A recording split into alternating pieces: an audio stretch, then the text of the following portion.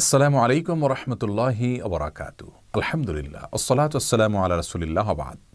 সুপ্রিয় দর্শক শ্রোতা ভাই বোন, আমাদের দেশে একটা কথা বেশ জোরে সোরে প্রচলিত আছে, আর তা হলো আমরা অনেকেই বলি জন্ম, মৃত্যু এবং বিয়ে এই তিনটি আল্লাহ তাআলার হাতে। আবার অনেকে ছন্দের সঙ্গে তাল মিলিয়ে বলি যে জন্ম, মৃত্যু, বিয়ে তিন বিধাতা নিয়ে, অর্থাৎ আল্লাহ রাব্বুল আলামিন এই তিনটা নিয়ে আছেন এবং এই তিনটা আল্লাহ তাআলার হাতে। আপাতদৃষ্টিতে মনে হচ্ছে যে এটি তাকদীরের প্রতি বিশ্বাস এর কথা প্রকাশ করা ভালো কথা, কিন্তু মূলত এটি আল্লাহ রাব্বুল আলামিনের যে তাকদীর রয়েছে সেটাকে সীমাবদ্ধ করার শামিল। শুধুমাত্র জন্ম, মৃত্যু, বিয়ে কেন, সব কিছুই আল্লাহ রাব্বুল আলামিনের হাতে, সব কিছুই আল্লাহ রাব্বুল আলামিনের তাকদীরের অধীনে।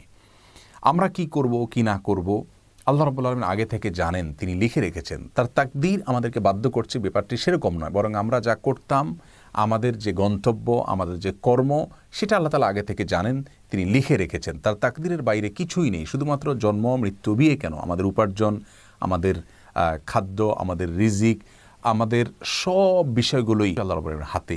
ওই অর্থে কোরআন কারীমে আল্লাহ রাব্বুল আলামিন বলেছেন, ওয়াকুল্লু সগীরিন ওয়া কাবীরিন মুস্তাতার, প্রত্যেক ছোট বড় সব বিষয় লিপিবদ্ধ রয়েছে।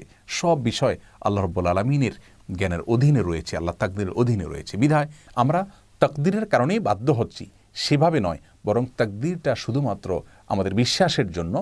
আর কর্মের জায়গায় আমাদেরকে ঠিকই পরিশ্রম করে যেতে হবে। স্বয়ং রাসূল করিম সাল্লাল্লাহু আলাইহি ওয়াসাল্লামের হাদিসে আমাদেরকে নির্দেশ করা হয়েছে, আমালু, তোমরা কাজ করতে থাকো, কুল্লুন মুয়াসসারুন লিমা খুলিকা, তোমার তাকদীর যা লেখা আছে সেদিকেই তুমি যাবে, বাট তোমার কাজ হলো পরিশ্রম করে যাওয়া, কাজ করে যাওয়া। অতএব তাকদীরের দিকে আমরা লক্ষ্য করে থাকবো না, তাকদীর শুধু বিশ্বাস করবার জন্য, কাজের ক্ষেত্রে আমরা শুধুমাত্র কাজ করতে থাকব। অতএব আমাদের এই ধারণাকে আমরা সংশোধন করে নিব, শুধুমাত্র জন্ম, মৃত্যু, বিয়ে নয়, সব কিছুই আল্লাহ রাব্বুল আলামিনের তাকদীরের অধীন এবং সব কিছুই আল্লাহ রাব্বুল আলামিন জানেন। আল্লাহ তাআলা আমাদের সকলকে শুদ্ধ চিন্তা লালন করার তৌফিক দান করুন।